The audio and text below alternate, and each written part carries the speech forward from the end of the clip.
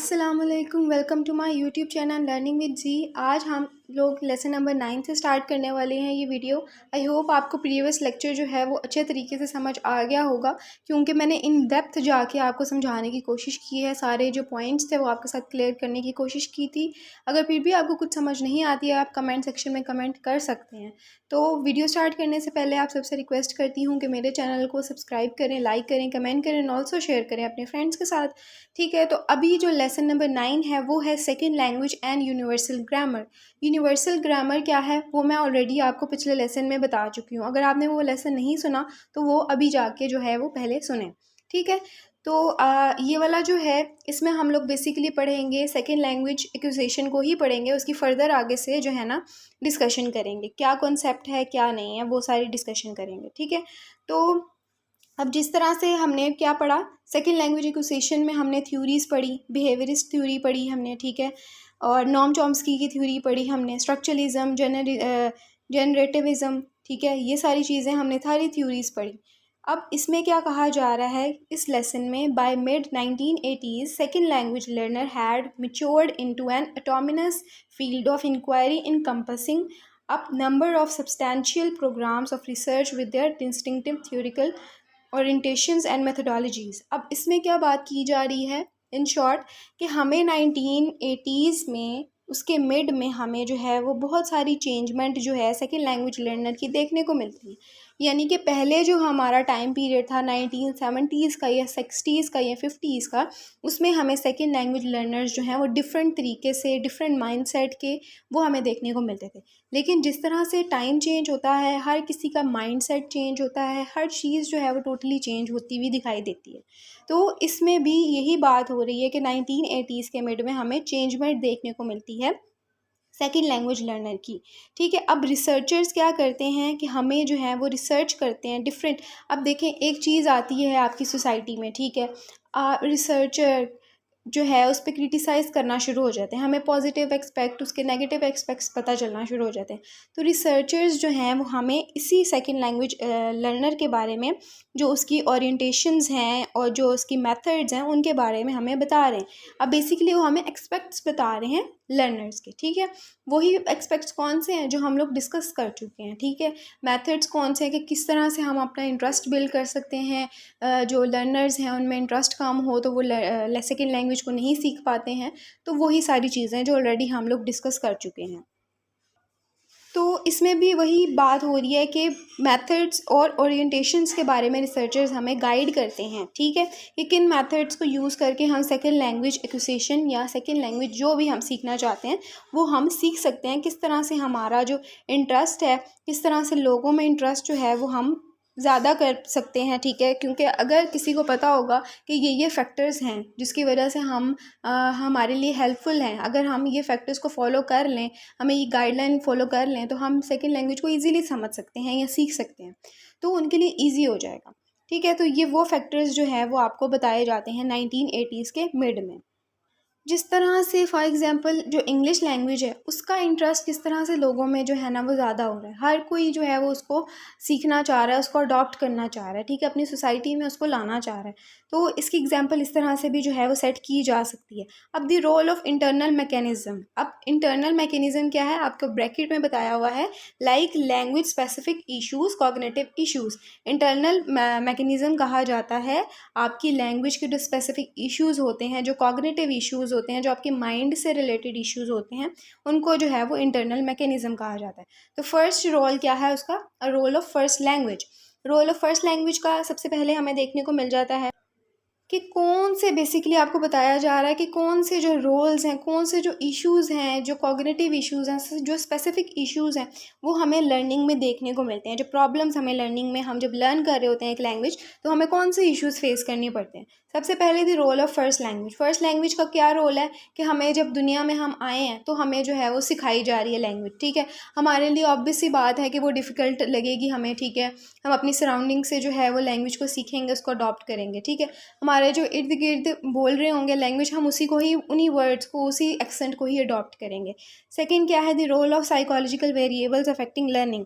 अब इसमें आपकी मोटिवेशन आ जाती है। साइकोलॉजिकल वेरिएबल्स जब भी कहीं पे आएगा तो ये साइकोलॉजी से रिलेटेड है है, यानी कि आपके माइंड से रिलेटेड है, ठीक है।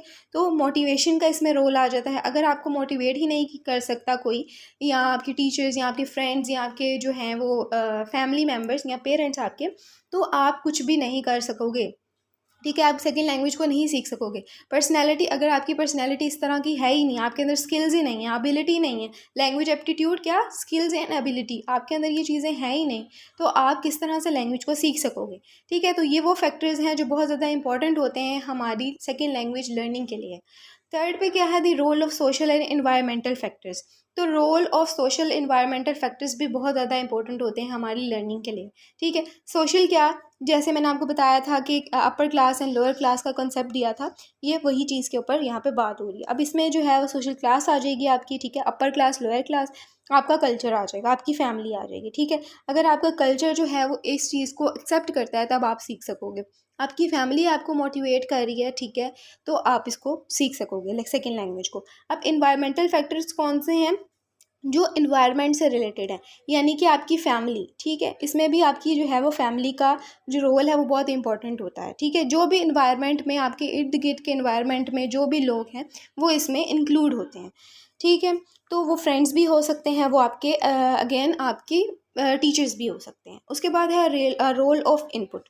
अब रोल ऑफ इनपुट का भी यही मीन्स है कि आपको किसी, अगर कोई आपको फोर्स कर रहा है, आपको प्रेशराइज कर रहा है कि आपने ये काम सीखना है सेकेंड लैंग्वेज, इस तरह से अक्सर आपने देखा होगा कि कुछ पेरेंट्स चाहते हैं बच्चों को कि वो इंग्लिश लैंग्वेज को सीखें, ठीक है, तो वो उस तरह उसको फोर्स करते हैं। जैसे ये वाली एक और मैं अगर आपको एग्जांपल दूं कि बचपन से ही किसी पेरेंट्स की एम होता है कि आपने बड़े होकर जो है वो डॉक्टर बनना है या इंजीनियर बनना है, तो वो अपने बच्चों को इतना प्रेशराइज करते हैं, इतना फोर्स करते हैं कि वो एक तो मेंटली ट्रॉमा में भी चला जाता है, ठीक है, ऊपर से उसका ना इंटरेस्ट होता है, ना वो इतने मार्क्स अचीव कर पाता है, ना ही वो जो है वो कभी डॉक्टर बन पाता है या इंजीनियर बन पाता है।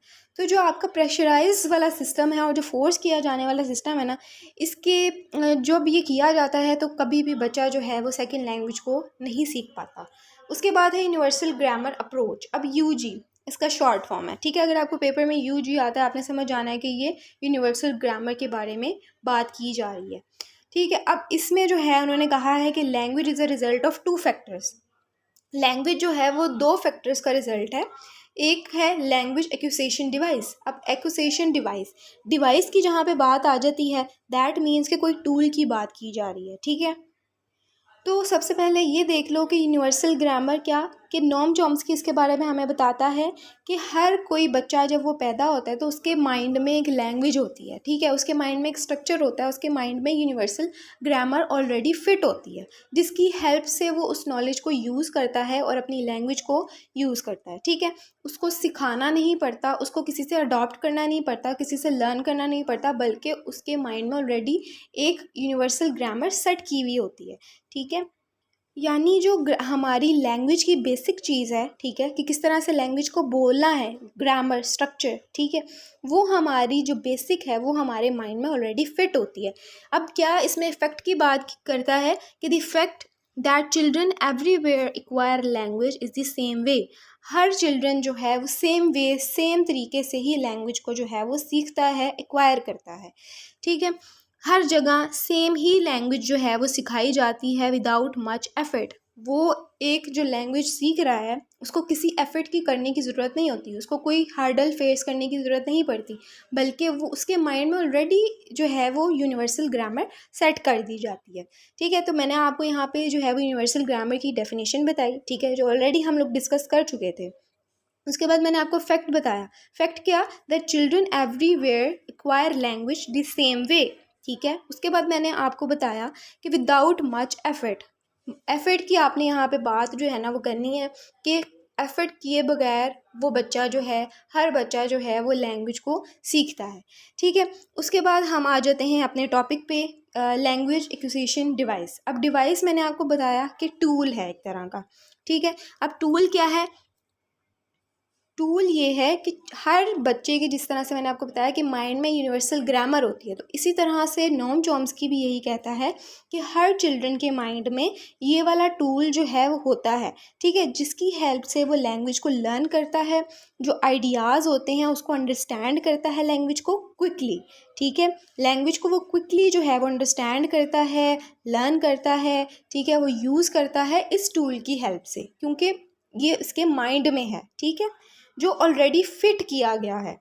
आई होप कि ये जो लैंग्वेज एक्विजिशन डिवाइस का कॉन्सेप्ट है वो आपको समझ में आ गया होगा। अगर आपको शॉर्ट में जो लैंग्वेज एक्विजिशन डिवाइस का पूछा जाए तो आपने टूल के बारे में बात करनी है जो हमारे ह्यूमन माइंड के माइंड में होता है, सॉरी, ठीक है। उसके बाद सेकंड रिजल्ट क्या है लैंग्वेज का? इनपुट। अब इनपुट क्या है वो हम लोग देख लेते हैं, जिसमें हमारा एक्सपीरियंस आ जाता है, ठीक है। हम जो बच्चे जो हैं वो पैदा होते हैं, ठीक है, समझने की एबिलिटी रखता है हर बच्चा, ठीक है, जिस तरह से वो अपने पेरेंट्स की गोद में होता है, जब अपने जो है वो जो अपने रिलेटिव्स की गोद में आता है, तो वो हर चीज़ को ऑब्ज़र्व करता है, ठीक है। उसके बाद उसका एक्सपीरियंस किस तरह से कि वो हर चीज़ को जो है वो फील कर रहा है, रियलाइज़ कर रहा है, एक्सपीरियंस कर रहा है, ठीक है। वो एक्सपीरियंस करेगा, वो अपनी सराउंडिंग्स के लोगों को लैंग्वेज यूज़ करता हुआ देखेगा, अपने माइंड को किस तरह से कौन सा वर्ड प्रोनाउंस कर रहे हैं, कौन सा एक्सेंट यूज़ किया जा रहा है, ठीक है। वो ईच एंड एवरीथिंग जब जो है ना वो देखेगा, रियलाइज़ करेगा, एक्सपीरियंस करेगा, फिर जाके जो है उसको लैंग्वेज बोलना आएगी। तो इसमें आपका ऑब्ज़र्व करना भी मैटर करता है, क्योंकि एक बच्चा जो है वो ऑब्ज़र्व भी करता है हर चीज़ को, उसके बाद लैंग्वेज को सीखता है, ठीक है। जिस तरह से जो आपने देखा होगा कि छोटे बच्चे को जो है वो एक वर्ड जो है वो मम्मा, जैसे मामा बाबा सिखाया जाता है, तो वो पहले ऑब्ज़र्व करता रहता है उस वर्ड को कि किस तरह से प्रोनाउंस कर रहे हैं, किस तरह से बोल रहे हैं, किस तरह से उसको यूज़ कर रहे हैं, फिर कहीं जाके वो अपनी जब एज में आता है फिर उस वर्ड को बोलना स्टार्ट करता है। तो ये दो फैक्टर्स थे कि लैंग्वेज के रिज़ल्ट के।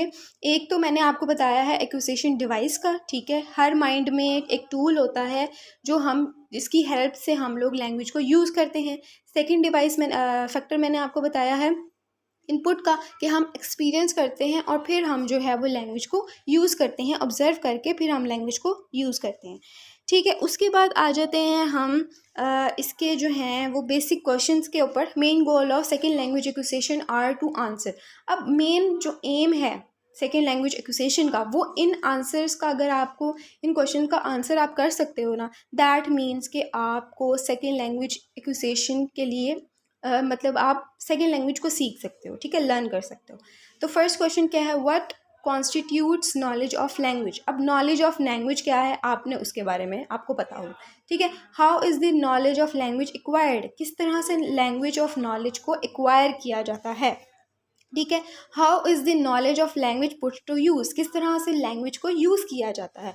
तो अगर आपको इन 3 सवालों के आंसर देने आते हैं तो दैट मीन्स कि आप सेकेंड लैंग्वेज एक्विजिशन को सीख सकते हो, ठीक है। उसके बाद आते हैं इसके एम्स की तरफ। Language theory aims. अब लैंग्वेज के एम्स क्या हैं? Describe the mental representation of language that are stored in the human mind. First point पे हमें क्या बताया जा रहा है कि ह्यूमन माइंड में जो लैंग्वेज स्टोर की गई है, जो ऑलरेडी बेसिक उसके जो है स्टोर है माइंड में, उसको रिप्रेजेंट किया जाए। यानी कि जब आपके माइंड में एक लैंग्वेज स्टोर है, ऑलरेडी स्टोर है, आप उसको जो है वो नॉलेज को देख रहे हो, कौन सी लैंग्वेज स्टोर है, हमने एक्सपीरियंस किया, हमने ऑब्ज़र्व किया, हमारे माइंड में कौन सी लैंग्वेज आई, ठीक है। हम जब बच्चा पैदा हुआ हमने जो है वो एक्सपीरियंस किया कि जो है उर्दू लैंग्वेज हमारे सराउंडिंग में बोली जा रही है। अब हमारे माइंड में वो जो ऑब्जर्वेशन थी, वो एक्सपीरियंस था, वो फिट हो गया, ठीक है। उसके बाद हमने जो है वो उसको रिप्रेजेंट करना है, यानी कि हमने जब अपनी एज आएगी उसमें हमने उस लैंग्वेज को रिप्रेजेंट करना है कि जो वो हमारे माइंड में स्टोर थी। तो सबसे पहला थ्योरी एम क्या है लैंग्वेज का, कि आपकी जो माइंड में स्टोर है लैंग्वेज, उसको आपने रिप्रेजेंट करना है। सेकेंड पॉइंट क्या है? Define what all languages have in common as well as their distinctive characteristics. सारी जो लैंग्वेजेस हैं वो कॉमन है, ठीक है, और उनके कैरेक्टरिस्टिक्स को बताना, ठीक है, कि क्या कैरेक्टरिस्टिक्स हैं एक लैंग्वेज के। सेकेंड पॉइंट भी आई होप कि आपको क्लियर हो गया होगा, ठीक है। अब नेक्स्ट टॉपिक की तरफ आते हैं, universal grammar as a transition theory. अब यूनिवर्सल ग्रामर को ट्रांजिशन थ्योरी कहा गया है। ट्रांजिशन क्या है? चेंज है, ट्रांसफ़र है। किसका? वो लैंग्वेज का हो सकता है, वो किसी भी चीज़ का ट्रांजिशन हो सकती है। अ transition theory describes the process of language learning. अब ट्रांजिशन थ्योरी जो है वो क्या डिस्क्राइब करती है? Process of language learning.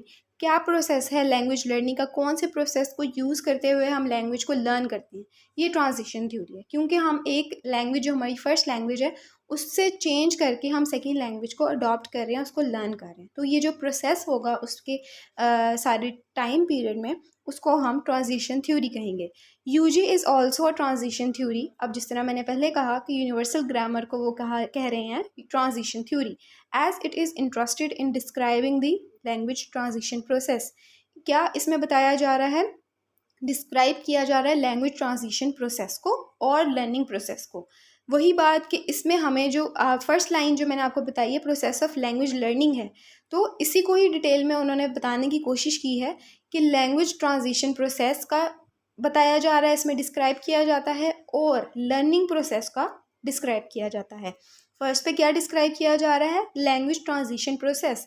हम किस तरह से अपनी लैंग्वेज को, फर्स्ट लैंग्वेज को सेकंड लैंग्वेज में चेंज कर रहे हैं, उसका जो प्रोसेस है वो डिस्क्राइब किया जाता है। और लर्निंग प्रोसेस, किस तरह से हम लर्न कर रहे हैं सेकंड लैंग्वेज को, कौन से फैक्टर्स को यूज़ करते हुए हम लर्न कर रहे हैं, उसको डिस्क्रिप्शन जो होगी वो ट्रांजिशन थ्योरी में आएगी।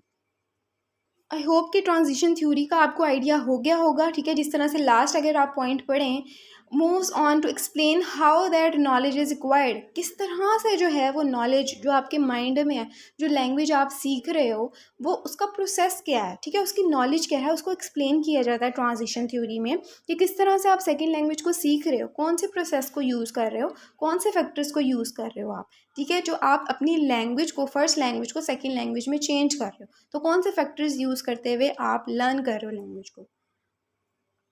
अब आते हैं लेसन नंबर 10 की तरफ, जो है universal grammar and first language acquisition, ठीक है। अब इसमें क्या है? फर्स्ट टॉपिक हमारे पास आ रहा है एक्विजिशन ऑफ लैंग्वेज का, यूजी। अब इसमें भी जो है वो यूनिवर्सल ग्रामर ही है और फर्स्ट लैंग्वेज एक्विजिशन ही है, जो ऑलरेडी आपको जो है वो आइडिया, उसका कॉन्सेप्ट मिल गया होगा थोड़ा बहुत। तो ये यहाँ पे जो है ना वो इसमें डिटेल में आपको समझाने की कोशिश की जा रही है। आई होप कि पिछला सारा जो मैं आपको समझा के आई हूँ वो आपको समझ में आ गया होगा। अपने नेक्स्ट टॉपिक की तरफ आप जाते हैं, नेक्स्ट लेसन की तरफ अब आ गए हैं हम लोग। On the basis of messy input, children create mental representation of language which goes beyond the input they are exposed to and is very similar to that of other native speakers of the same language variety। अब इसमें जो है वो यही चीज़ बताई जा रही है कि एक बच्चे ने जो है वो मैसी इनपुट यानी कि एक्सपीरियंस किया है, इस तरह से ही वो बस रैंडमली और जो है ना ख़राब सा जो है ना वो इसने ऊपर ऊपर से जो है वो एक्सपीरियंस किया लैंग्वेज का। उसके बाद उसने अपने माइंड में जो स्टोर की लैंग्वेज, उसको वो रिप्रेजेंट करता है, ठीक है। उसके बाद जो है वो रिप्रेजेंट करता है और बताता है कि इस तरह से लैंग्वेज को यूज़ किया जाता है, इस तरह से लैंग्वेज को एक्वायर किया जाता है। तो यहाँ पे इस पैराग्राफ में भी वो पुरानी वाली ही बात हो रही है। अब सेकंड पॉइंट आप देखें, language is the most abstract piece of knowledge. Abstract piece of knowledge कहा गया है लैंग्वेज को कि जो हमारी पूरी लैंग्वेज है, ठीक है, बहुत सारी लैंग्वेजेस हैं उसमें, और हमारी लैंग्वेज भी जो है वो बहुत ज़्यादा उसमें ना सारे वर्ड्स, सारे सेंटेंसेस बहुत वास्ट है वो, ठीक है। तो हमारा जो नॉलेज है वो अब्स्ट्रैक्ट पीस है, ठीक है। अब्स्ट्रैक्ट पीस क्या है? वो खुलासा है, वो समरी है उस पूरी लैंग्वेज की। तो यहाँ पे इस पॉइंट के बारे में बताया जा रहा है। अब second language learners are cognitively mature. जो सेकंड लैंग्वेज लर्नर जो होते हैं वो कॉग्निटिवली यानी कि वो मिच्योर होते हैं, ठीक है, as compare to first language वाले जो पीपल होते हैं, जो बच्चे होते हैं छोटे, जो फर्स्ट लैंग्वेज सीख रहे होते हैं वो इमेच्योर होते हैं, ठीक है। उनको इतना जो है वो सेंस नहीं होती चीज़ों के बारे में जितनी सेकंड लैंग्वेज लर्नर को होती है। क्योंकि इस तरह तो नहीं हो सकता ना कि जब पैदा हुआ है बच्चा, ठीक है, तो वो सेकंड लैंग्वेज सीखना शुरू हो गया। जैसे जैसे टाइम चेंज हुआ है, उसके पेरेंट्स ने उसको मोटिवेट किया है, वो स्कूल ऐसे गया है जहाँ पे उसको दूसरी लैंग्वेज सिखाई जा रही है, ठीक है, तो वहाँ पे जो है वो सेकेंड लैंग्वेज को सीखता है, ठीक है। तो तो वो जो है वो मिच्योर होता है, क्योंकि उसको फ़र्स्ट लैंग्वेज का आइडिया होता है, उसको पता होता है कि फ़र्स्ट लैंग्वेज को मैंने किस तरह से सीखा था, मैंने कौन से फैक्टर्स को यूज़ किया था और मैं किस तरह से सीख पाया था फ़र्स्ट लैंग्वेज को। तो उसको थोड़ा बहुत आइडिया होता है कि इन फैक्टर्स को मैं दोबारा इसी तरह से, जिस तरह से मैंने फ़र्स्ट लैंग्वेज सीखी थी, मैं सेकेंड लैंग्वेज भी सीख सकूँगा इसको, इन चीज़ों को यूज़ करते हुए। इसी वजह से उनको मिच्योर कहा गया है, क्योंकि उनके पास सेंस होती है, वो प्रॉब्लम को सॉल्व कर सकते हैं और डील कर सकते हैं with abstract concept. Abstract concepts के साथ वो डील कर सकते हैं, ठीक है। जो समरी है लैंग्वेज की, उसके साथ वो डील कर सकते हैं, और प्रॉब्लम्स जितनी भी फेस करनी पड़ती हैं उस स्टेजेस में, लैंग्वेज को सीखने लर्न जब कर रहे होते हैं हम, जो प्रॉब्लम्स फेस करनी पड़ती हैं चिल्ड्रन को, उसको वो सॉल्व भी कर सकता है। इस वजह से उसको जो है वो कॉग्निटिवली मिच्योर कहा गया है सेकेंड लैंग्वेज लर्नर को। उसके बाद है from a theoretical point of view different possible scenarios are open to consideration. For example, अब यहाँ पे एग्जांपल आपको दी हुई है। फर्स्ट पॉइंट पे क्या है, second learner grammars are constrained by universal grammar. अब सेकेंड लैंग्वेज के जो ग्रामर है वो कंस्ट्रेंड है, ठीक है। वो यानी कि एक स्ट्रिक्टली तौर पे जो है ना वो यूनिवर्सल ग्रामर को यूज़ कर रही है। सेकेंड पॉइंट में क्या है, UG universal grammar does not constrain second learner grammar और यूजी इज़ एम्पावर्ड। अब यूनिवर्सल ग्रामर जो है वो स्ट्रिक्टली तौर पे सेकेंड लर्नर ग्रामर को यूज़ नहीं कर रही, क्योंकि यूजी जो है वो इम्पेयर्ड है, ठीक है। अब इम्पेयर्ड क्या होता है कि वर्ड्स को बिगाड़ा जाता है। जिस तरह से आपको सही से एक वर्ड प्रोनाउंस नहीं करना आ रहा होता है ना, समटाइम्स ऐसा होता है कोई डिफ़िकल्ट वर्ड होता है और हमें जो है वो इंग्लिश का वर्ड प्रोनाउंस करना नहीं आ रहा होता, तो ये जो है वो इम्पायर्ड वर्ड्स उसको कहा जाता है, ठीक है। तो यूजी जो है वो इम्पायर्ड है, क्योंकि उसको जो है वो सही से प्रोनाउंस नहीं किया जाता, उसको वर्ड्स को बिगाड़ा जाता है। तो UG approach is concern with knowledge of language called competence. अब यूजी अप्रोच का जो कंसर्न है, उसका जो मेन फोकस है वो नॉलेज ऑफ लैंग्वेज पे है, ठीक है, जिसको कॉम्पिटेंस कहा गया है।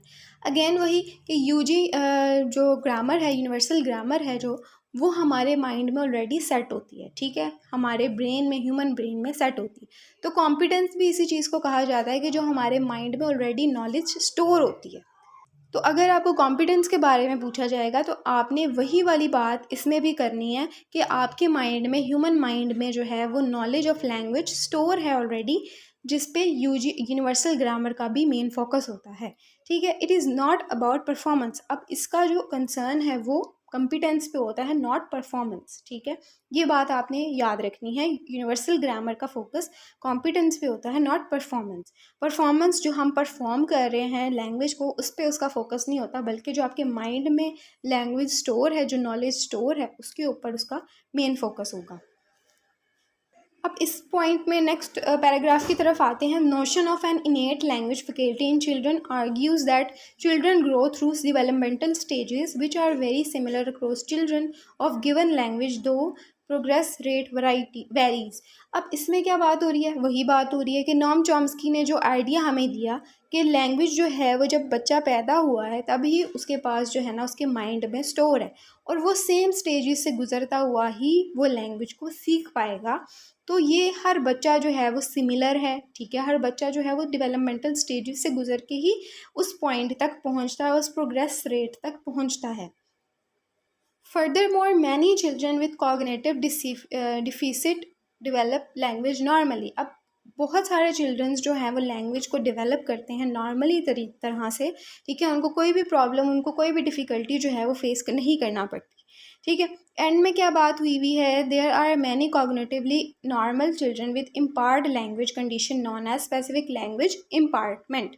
तो इसका क्या मतलब है कि बहुत सारे चिल्ड्रंस ऐसे भी हैं जो इम्पार्ड लैंग्वेज को यूज़ करते हैं, उनको हम स्पेसिफिक लैंग्वेज इम्पार्टमेंट कहते हैं। अब इम्पार्टमेंट का क्या मैंने आपको मतलब बताया था, जो हम वर्ड्स को बिगाड़ रहे होते हैं, जो हमें वर्ड्स प्रोनाउंस नहीं करने आ रहे होते, या हमारी जो स्लिप ऑफ टंग है वो हमारा साथ नहीं दे रही होती, यानी कि हमारी जो टंग है वो स्लिप हो रही होती है उस वर्ड को प्रोनाउंस करते वक्त।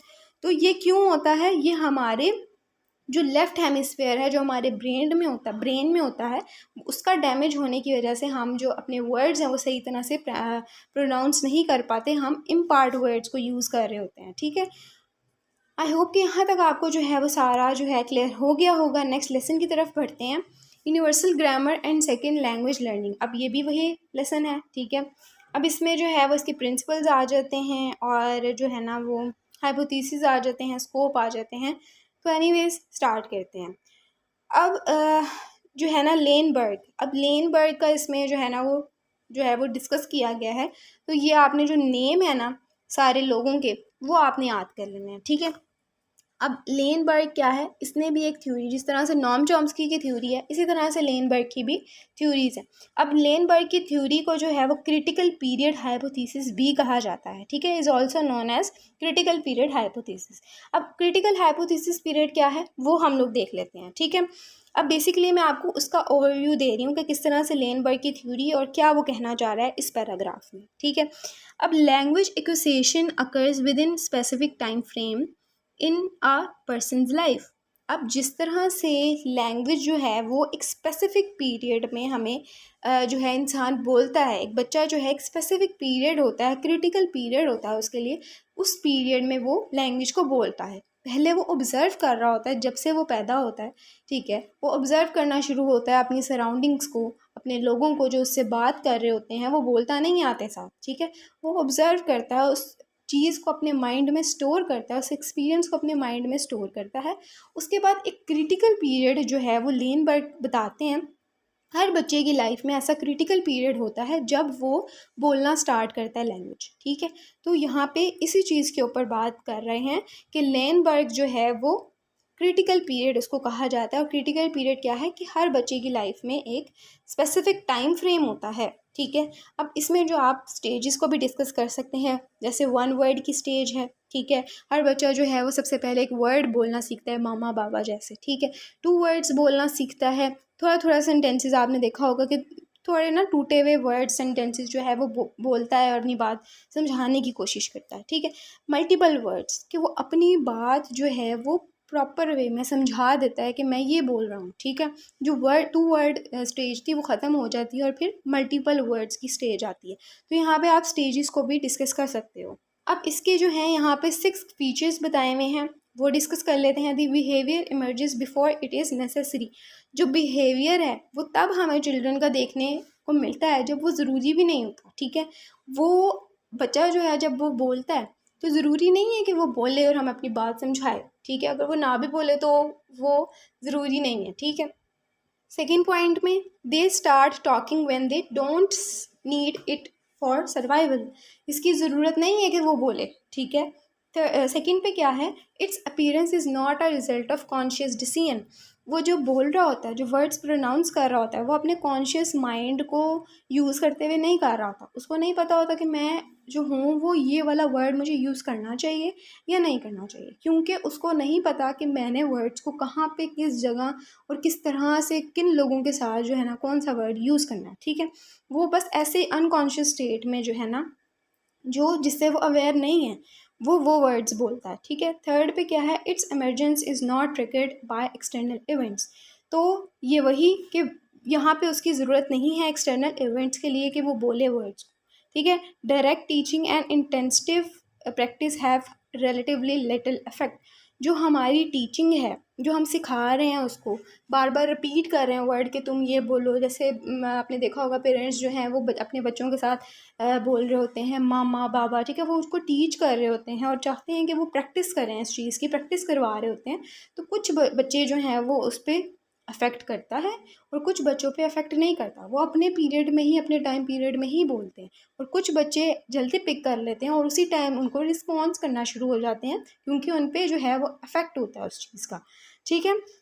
उसके बाद फिफ्थ पे है, there is a regular sequence of milestone as behaviour और develops, these can usually be correlated with age and other aspect of development, ठीक है। तो ये रेगुलर सीक्वेंस है माइलस्टोन जो हमें देखने को मिल रहा है। बिहेवियर जो है ना वो बहुत पुराना हमें देखने को मिल रहा है कि जिस तरह से वो डेवलप होता है, हर बच्चा एक स्टेज से गुजरता है और फिर अपनी लैंग्वेज को डेवलप करता है।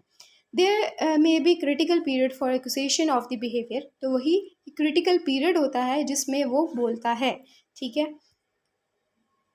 अब इसमें जो है वो स्ट्रक्चर डिपेंडेंसी का वर्ड यूज़ हुआ है जिस तरह से पहले यूज़ हुआ था, ये उसी जो है ना पैराग्राफ को रिपीट किया है, ठीक है। तो आपने ना हर चीज़ को जो है एक दफ़ा पढ़ लेना है, मेरे कॉन्सेप्ट मेरी वीडियोस आपने देख लेनी है ताकि आपको और ज़्यादा क्लियर हो जाए। बात वही है लेकिन उसको चेंज करके जो है ना वो थोड़ा आपको बताया हुआ है, ठीक है। तो यहाँ पे भी अगेन जो है आप देख रहे होगे इस पैराग्राफ में, use is the principle of structure dependency. अब यूनिवर्सल ग्रामर जो है प्रिंसिपल है स्ट्रक्चर डिपेंडेंसी का। स्ट्रक्चर डिपेंडेंसी क्या है, मैंने आपको बताया था ऑलरेडी कि हम जो हैं अपने सेंटेंसेस को किस तरह से यूज़ कर रहे हैं, हमारा जो लैंग्वेज है उसका स्ट्रक्चर क्या है। तो स्ट्रक्चर भी डिपेंड करता है लैंग्वेज का, ठीक है। उसमें हमारे नाउन आते हैं, वर्ब आते हैं। जिस तरह से हमने जो है मैं इंग्लिश में एक स्ट्रक्चर बनाया हुआ है कि हमने सबसे पहले सेंटेंस जो है वो सब्जेक्ट से स्टार्ट करना है, उसके बाद हमने हेल्पिंग वर्ब लगाना है, उसके बाद हमने ऑब्जेक्ट लगाना है, उसके बाद हम जो है वो एडवर्ब लगा सकते हैं, प्रपोजिशन, ठीक है। वो हम सब का एक सीक्वेंस बना हुआ है, एक स्ट्रक्चर बना हुआ है जिसको हमने फॉलो करना होता है, ठीक है। तो यहाँ पे भी इसी चीज़ के ऊपर बात हुई है कि UG is the principle of structure dependency, कि हमारा एक स्ट्रक्चर है जिसको हमने फॉलो करना होता है। अब आपको फंक्शनल कैटेगरीज यहाँ पे नज़र आ रही होंगी, तीन तरह से पॉइंट्स बने हुए हैं। Languages can differ in terms of functional categories. Language को डिफ़र किया जाता है, यानी कि एक दूसरे से डिफ्रेंशिएट करना। लैंग्वेज को डिफ्रेंशिएट किया जाता है फंक्शनल कैटेगरीज से, which are realised in the grammar, जो रियलाइज होती है ग्रामर पे, ठीक है। सेकेंड पॉइंट क्या है, features of a particular functional category can vary from language to language. अब सेकेंड फीचर क्या है कि लैंग्वेज जो है वो वेरी होती है लैंग्वेज टू लैंग्वेज, ठीक है। सॉरी, फंक्शनल कैटेगरी जो है वो वेरी होती है लैंग्वेज टू लैंग्वेज। उसके बाद क्या है, third point, features very in strength. अब स्ट्रेंथ भी मैटर करती है, फंक्शनल कैटेगरी की स्ट्रेंथ भी मैटर करती है, ठीक है। अब नीचे वाला पॉइंट पैराग्राफ है, first and second language learning is similar in many ways. First language भी सेम है, सेकंड लैंग्वेज भी सेम है, ये सेम वे से ही गुजरती है, सेम स्टेजेस ही इसमें फॉलो करनी पड़ती हैं, प्रोसेस जो है वो सेम ही होता है इन दोनों का, ठीक है। उसके बाद क्या है कि आपको जो है वो फैक्टर्स बताए हैं। Second language learners are cognitively mature. अब आपने देखा होगा कि ऑलरेडी हमने इसके ऊपर बात की है, कॉग्निटिवली मिच्योर कहा जाता है क्योंकि वो फर्स्ट लैंग्वेज की बजाय वो सेकेंड लैंग्वेज को सीख रहे होते हैं, ठीक है। They already know at least one other language, वही कि हाँ उसको ऑलरेडी जो है वो एक लैंग्वेज के बारे में आइडिया होता है, ठीक है। Third, they have different motivations for learning as a second language. उनको मोटिवेशन, हर बंदा, हर डिफरेंट पीपल जो है वो उसको मोटिवेशन देता है जिसकी वजह से वो सेकेंड लैंग्वेज को लर्न करता है, ठीक है। ये वही बातें हैं जो ऑलरेडी हम लोग डिस्कस कर चुके थे। अब स्कोप क्या है यूनिवर्सल ग्रामर का, UG theory aims to describe and explain human language. अब एम क्या है इसका, डिस्क्राइब करना और एक्सप्लेन करना ह्यूमन लैंग्वेज को। सेकेंड पॉइंट क्या है, relevant to the study of second learner, ठीक है। It is linguistic theory not a learning theory, ये लैंग्वेज की थ्योरी है ना कि लर्निंग की थ्योरी, ठीक है।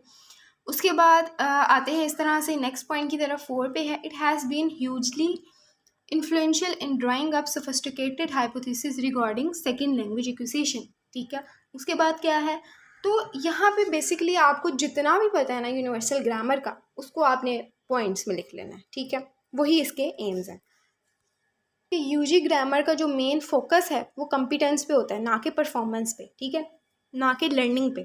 उसका कॉम्पिटेंस पे जो है ना वो फोकस होता है। ये पॉइंट्स जो है आपने बना के ना लिख देना। लेसन नंबर 12 की तरफ आते हैं, evaluations of universal grammar and cognitive approaches. अब इसमें क्या बात हो रही है, the universal grammar view of language has been very influential since 1950s but not uncontroversial, ठीक है। हमें ये जो यूनिवर्सल ग्रामर का जो चीज़ है हमें वो बहुत साल पहले से देखने को मिल रही है, 1950s से हमें जो है ना ये लैंग्वेज या ये ग्रामर जो है वो देखने को मिल रही है, बट नॉट कॉन्ट्रोवर्शियल, कि हमें इस पर क्रिटिसिज्म नहीं मिल रहा था। अब कि जिस तरह, क्योंकि हर कोई जो है इसको क्रिटिसाइज़ कर रहा है, ठीक है, हर कोई हमें एक पॉजिटिव एक्सपेक्ट और एक नेगेटिव एक्सपेक्ट बताता है आज के टाइम पीरियड में। इस तरह से पहले पीरियड में नहीं होता था, हमें ये देखने को नहीं मिलता था, बट नॉट अनकॉन्ट्रोवर्सियल, कि हमें क्रिटिसिज्म इस पे देखने को नहीं मिलता था, लेकिन लैंग्वेज ज़रूर मिलती थी, क्योंकि वो इतनी इंपॉर्टेंट, जब आपको लगे कि कोई चीज़ इंपॉर्टेंट है तभी जो रिसर्चर्स हैं, जो लिंग्विस्ट्स हैं, वो उस पर जो है ना वो क्रिटिसिज्म शुरू करते हैं। ठीक है, हम पॉजिटिव नेगेटिव एक्सपेक्ट्स बताते हैं उसके बारे में, तो फिर हमें आहिस्ता आहिस्ता जो है वो इसके क्रिटिसिज्म्स देखने को मिलते हैं। ठीक है, हमें जो है ना वो इन डेप्थ इंफॉर्मेशन इसकी देखने को मिलती है कि क्यों ज़रूरी है, इसका फोकस किस चीज़ के ऊपर है। ठीक है, उसके बाद आते हैं it focus on some aspects of language and not others. इसका फोकस होता है कुछ एस्पेक्ट्स ऑफ लैंग्वेज की तरफ, नॉट अदर्स। अदर्स की तरफ इसका फोकस नहीं होता, बल्कि कुछ एस्पेक्ट्स ऑफ लैंग्वेज की तरफ इसका जो है ना वो फोकस होता है।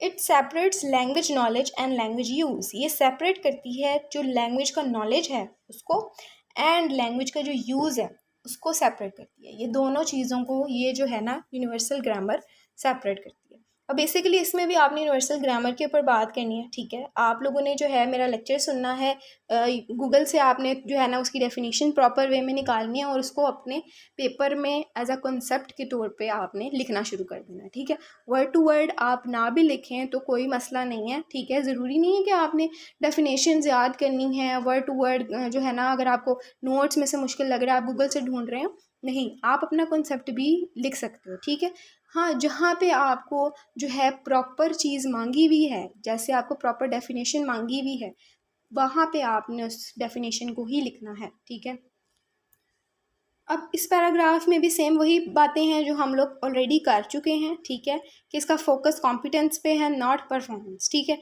अब यहाँ पे देख रहे होगे आप competence not concern with naturalistic performance. ठीक है, तो ये वही चीज़ें जो है ना वो डिफरेंट तरीके से आपको बताई हैं। ठीक है, जो ऑलरेडी हमने बता दी, तो इतना मैं आपको नहीं बता रही क्योंकि ये ऑलरेडी हम डिस्कस कर चुके हैं। तो कोई कमेंट में ये कमेंट ना करे कि आप जो है वो टॉपिक्स छोड़ देती हैं या आप जो है वो इतना डीप नहीं समझा रही होती, क्योंकि आप खुद भी पढ़ के देखा करो कि वही चीज़ बार बार रिपीट होती है। दैट्स वाई मैं आपको उस चीज़ को नहीं बताती। जो चीज़ न्यू होती है, जो टॉपिक न्यू होता है, मैं उसके बारे में आपको बताती हूँ। उसके बाद आते हैं cognitive approaches to second language learning. ठीक है, अब सेकेंड लैंग्वेज कॉग्निटिव अप्रोचेस के बारे में हमने इसमें जो है वो पढ़ना है। ठीक है, जो हमें सेकेंड लैंग्वेज लर्निंग के लिए यूज़ करनी पड़ती हैं। तो इसमें जो है वो second language acquisition researcher under these approaches put more emphasise on learning component, they are interested in transition theories. अब सेकेंड लैंग्वेज एक्विजिशन का जो रिसर्चर है, ठीक है, वो उसका जो एम्फेसाइज होता है, उसका जो फोकस होता है वो लर्निंग कंपोनेंट के ऊपर होता है। ठीक है, they are interested in transition theory, वो इंटरेस्टेड होता है ट्रांजिशन थ्योरीज के ऊपर। ठीक है, their focus is still very much on the learner as an individual.